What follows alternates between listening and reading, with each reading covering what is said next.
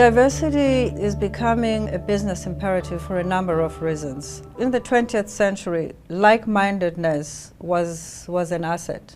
In the 21st century, it's become a liability. The challenges that face society cannot rely on one kind of intelligence. They cannot rely on one kind of perspective. The idea of certain people and certain parts of the world having the monopoly about what solutions are required to the challenges of the world no longer exist. So if countries or companies or people want to grow, they have to examine their capability to resist change. Because if we don't have the ability to expose ourselves to new ways of thinking, if we don't have the ability to allow people to challenge our views, to allow our minds to be expanded, then we are a dying breed. So we need to think of diversity not just in terms of gender, but in terms of how we approach issues, in terms of how we see issues, just really much, much broader than I think we have tended to think about diversity.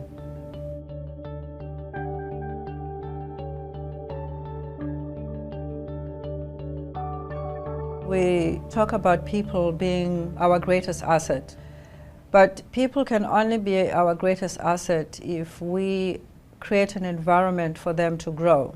The tone for that in an organization has to be set by the CEO or by the leader of the organization. So it's very critical that if we want to create organizations that are learning organizations or organizations that are open-minded to growing people, that we have to make sure that we have leaders in these organizations that are not threatened by that are not threatened by the growth of other people, but that are actually inspired by the growth of other people and are prepared themselves to create that and to lead by example.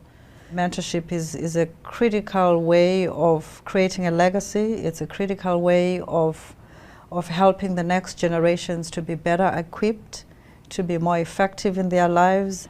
The more we can invest in creating communities of people who are successful, who are enabled to grow, then as a collective, as a broader society, we do much better. We become a much healthier society intellectually and emotionally. In boards, for example, where I have been on boards and I have been a chairman of the boards, because as a chairman you can determine what happens, you can break the rules, you can figure out how you want to construct a place of learning, which is how I really like to think about my boards, that there should be a place of exchange of ideas, of points of views, of learning. But how I have used boards is to bring in younger people to sit in the boards and be exposed to how boards function. How do we raise questions? How do we reach decisions? So it's about creating opportunities for the younger generation of people, both men and women, to be exposed to what happens. Because if we have to wait for younger people to reach the level that qualifies them to be invited to boards, they will have missed many years during which they could have been nurtured and equipped and prepared to become effective board members.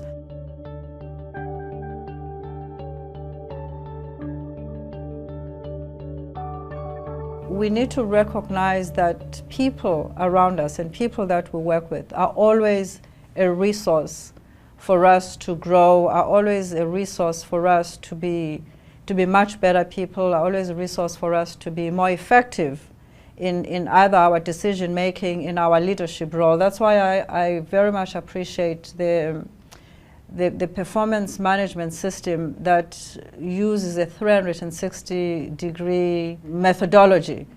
It allows chief executive officers to receive feedback from their employees.